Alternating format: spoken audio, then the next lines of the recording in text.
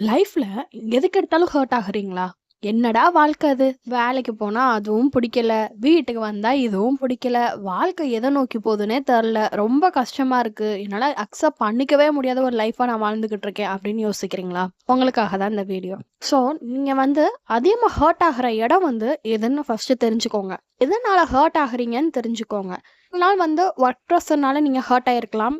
இல்ல சில பேர் வந்து கூட இருக்கவங்கனால ஹர்ட் ஆகலாம். ஸோ, நீங்க ஃபர்ஸ்ட்டு எதனால ஹர்ட் ஆகுறீங்கன்னு நீங்க ஃபர்ஸ்ட்டு தெரிஞ்சுக்கோங்க.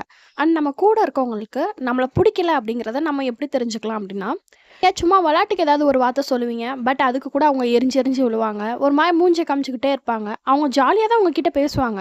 பட் புதுசா என்னமோ தெர்ல, உங்கள யாரோ ஒருத்தவங்க மாரி பேசுறதும், நீங்க விளையாட்டுக்கு சொல்றது ரொம்ப சீரியஸா எடுத்துக்கிட்டா அது பெரிய சண்டையா மாறும்.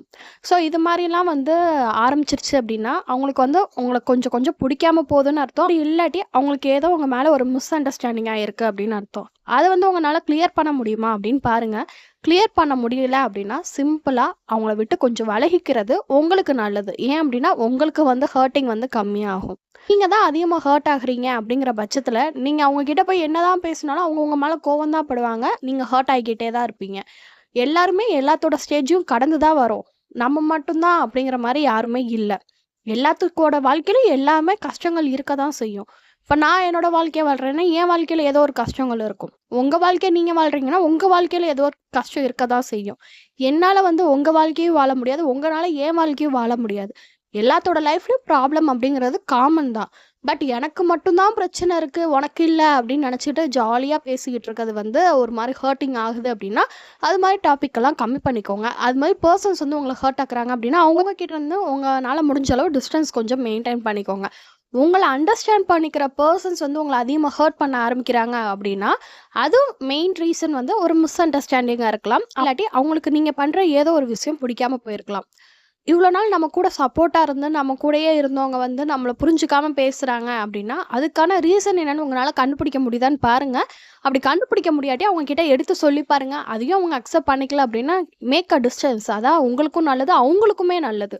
நீங்க மேல மேல அவங்க கிட்ட பாசத்த காமிச்சு, அவங்க கிட்ட பேசி, அவங்கள்ட்ட விளையாட்டுக்கு பேசுறேன், ஜாலிக்கு பேசுறேன்னு பேசிக்கிட்டு, அவங்களையும் நீங்க ஹர்ட் ஆக்கிட்டு, உங்கள நீங்களும் ஹர்ட் ஆக்க ஆரம்பிச்சுருவீங்க. ஒருத்தவங்களுக்கு உங்கள புடிக்கல அப்படின்னா, நீங்க விலகி நின்டுக்கிறது உங்களுக்கு ரொம்ப ரொம்ப நல்லது தான். அது வந்து கொஞ்சம் பெயினா தான் இருக்கும். அத அக்செப்ட் பண்ணிக்க முடியாது. பட் இருந்தாலும் அதான் ரியாலிட்டி அப்படிங்கிறப்போ, நம்ம அத வந்து அக்செப்ட் பண்ணி தான் ஆகணும்.